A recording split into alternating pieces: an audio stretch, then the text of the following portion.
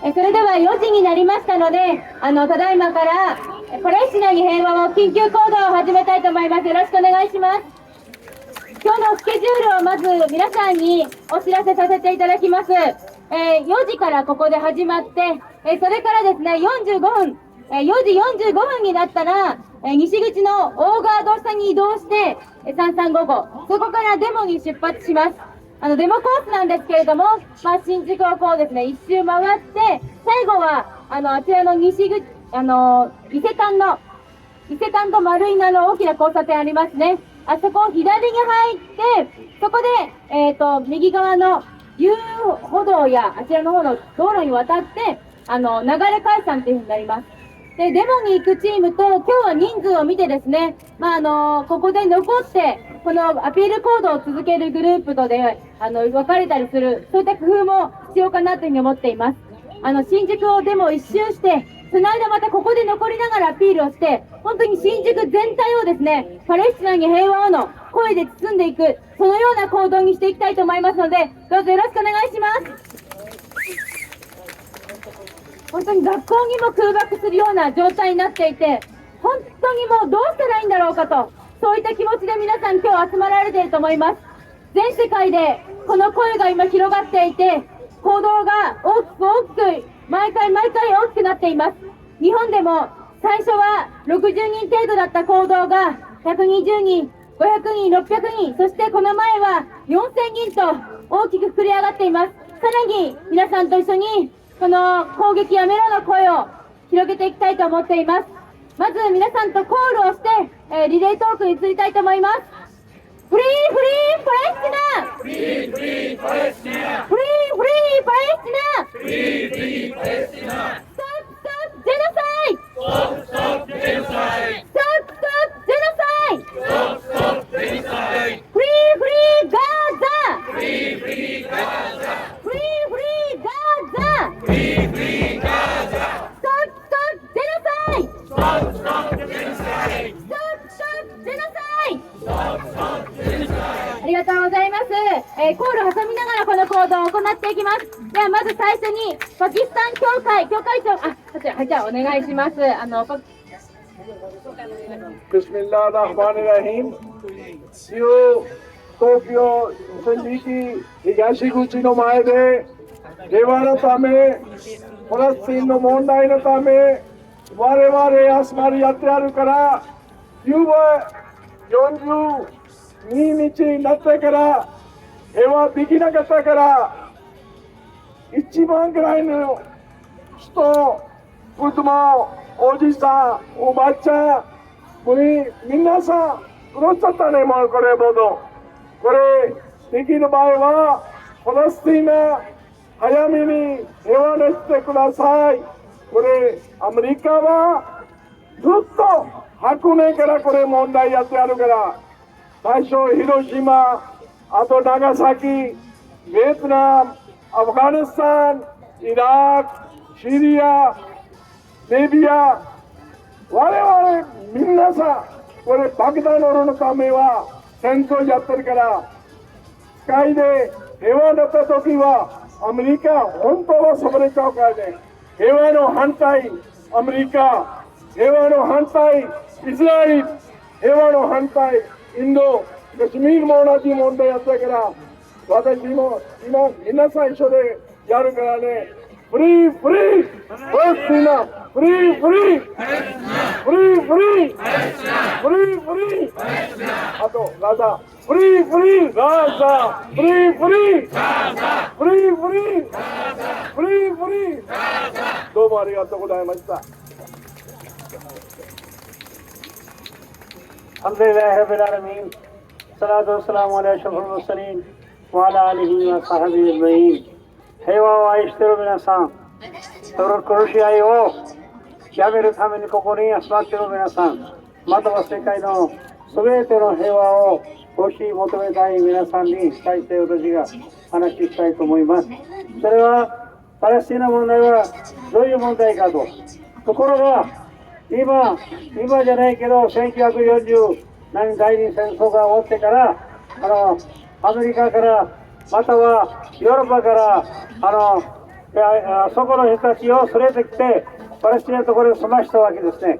それから、それを1948年に国にしちゃって、どんどんパレスチナ人を攻めて、ガザの人たちを攻めて、だんだんその国を、自分の国を大きくしてきました今まで。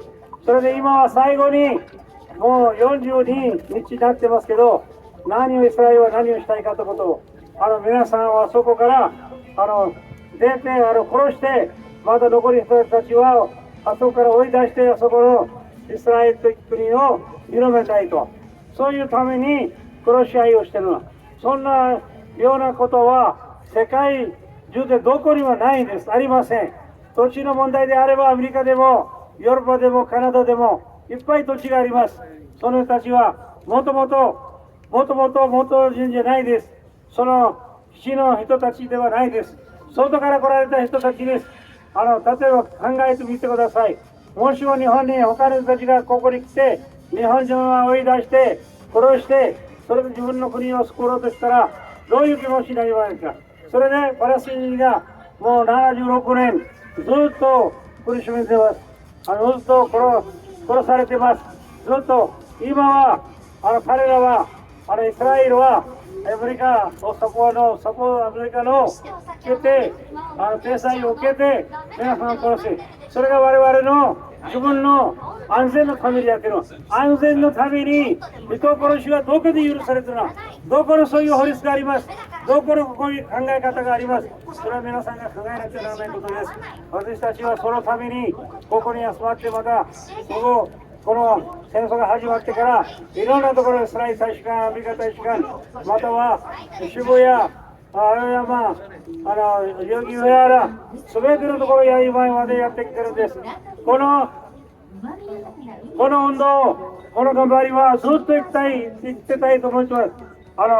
イスラエル人があそこから出て、それでもう死んだ1万2000以上の人たちを殺されてるんですよ。それを存在を払わなきゃないや。何のためにお金、イスラエルの人たちが、ユダヤの人たちが何のためにお金が持ってる。人が手伝わなければそのお金に意味がない。自分以外のお金は人々のために使わなければならない。